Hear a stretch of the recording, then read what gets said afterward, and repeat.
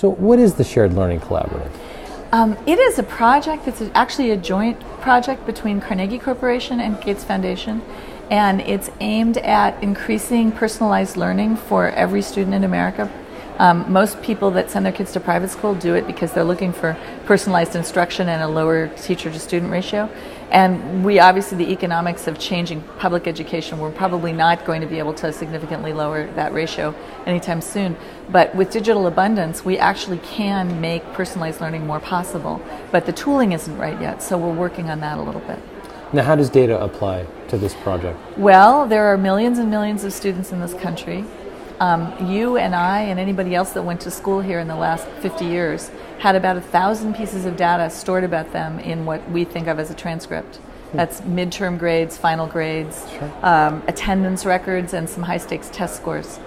And there's a new standard that's been ratified by 44 states in this country called Common Core.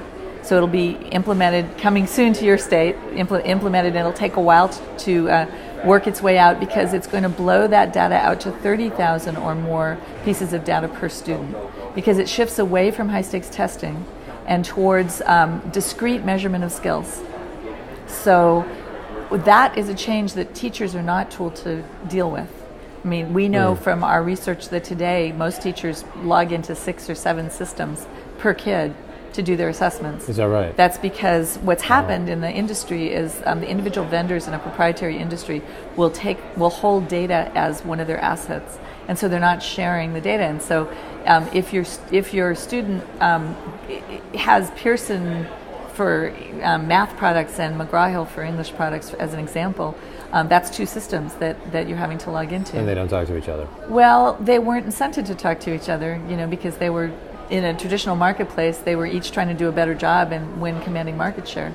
And what's happened is it's just created complexity for the teachers, and it's unnecessary. So one of the things we're doing is aggregating that data in a dashboard that's unified in the states that we're working with, to show how much efficiency that gains for the teacher, how much time it gives them back. And that same data we're making available to parents and to students in ways that they can use it. Common Core, as I said, is a lot more data. If you can imagine a kid logging onto a treasure map of what they're supposed to learn in 4th grade, and with the things that they already know lit up and the pathways to the next things pretty clear, and if they hover over the next goal, seeing possible content based on their individual learning style that has been captured in the system by how they learned the last thing, what they used for the last thing. So it becomes a content distribution market. It becomes a much richer experience. And it also makes it possible for instruction outside of the classroom to get some credit. So if your kid is learning their math through Khan Academy, it shows up in the classroom because now they know more, but what they actually know is who knows if the teacher can figure that out except through testing now. Right. But if Khan Academy feeds a loop back into our data to show how far the kid has gone, then the teacher has a better idea of what the kid has explored and what they know. Sure. And for kids that are doing well with existing ways of learning, or they've identified a way of learning that's working, they can let that kid work for a while and spend their valuable classroom time on the kids that maybe aren't getting there so fast. And they can also see groupings of kids that they might not realize exist. So ways that kids learn grouped together.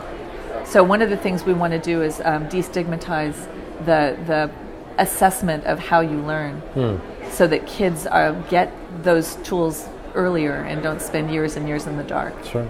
Now, how about open source? What role is that playing here? Well, that's a huge thing. This is the first project that I'm aware of where Bill Gates actually wants an open source outcome.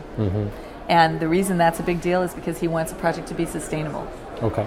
So when the spend stops flowing from the big charities, he wants the stakeholders to find it valuable enough and to have enough ownership in the project that they carry it on.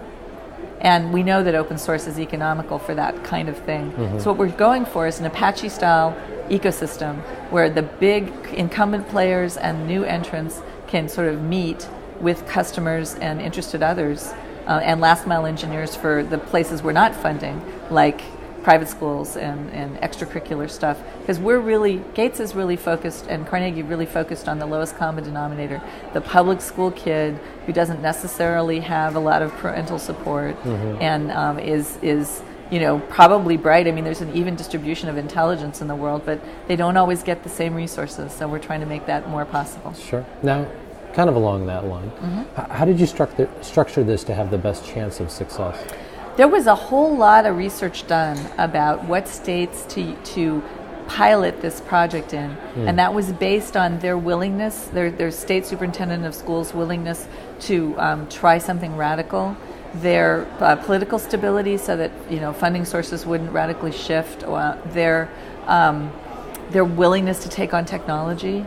And also we went for a spread of the existing situation. So some of the states in our pilot are rated the best in the nation for public education, and some of them are rated closer to the bottom, because we're trying to, at the same time, aggregate the data for study purposes. It's very hard to get access to educational data for study purposes because of the way that the Federal Education Record Protection Act, or FERPA, is written. Similar to HIPAA, and how HIPAA used to be an inhibitor to sharing health data. But we've seen a huge explosion in the health data market since they figured out how to do proper authentication and personal identity management, and they also figured out the value of using this data for that purpose. So last question for you, and it spans the scope a little bit here, but how will you know a project like this is working? What do you think the long-term effects are going to be? What I keep telling the Gates Foundation is that one of the beauties of open source is the unintended consequence. And so one of the things is, if things we didn't foresee that are positive start happening, that'll be a huge indicator to me. If competitors are helping each other with the core work, that'll be huge. When we start seeing kids show up to build applications based on the SDK that we're releasing and the APIs, that'll be a huge indicator to me. And then on the more tangible level with kids, if we start seeing kids that are graduating, this is a 13-year bet to see these kinds of results. If we start seeing kids graduating from high school college ready in name and in fact, because what's happening now, something like 80% of the kids that are graduating from public school that do go to college are insufficiently prepared. And so they're making it through the system, but they're not actually acquiring the skills that they need. One of the important parts of the Common Core is critical thinking skills become part of the curriculum for the first time in public school.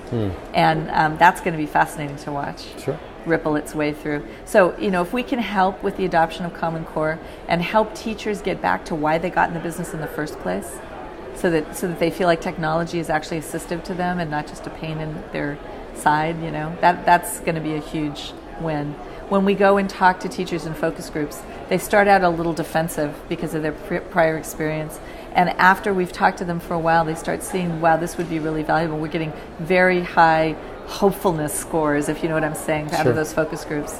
So if we're able to stimulate the innovation that we see in Silicon Valley and make it available to educational technology, I think it's going to be amazing. Great. Well, thanks so much for joining us. Really appreciate you taking the time. You're welcome. Thanks a lot.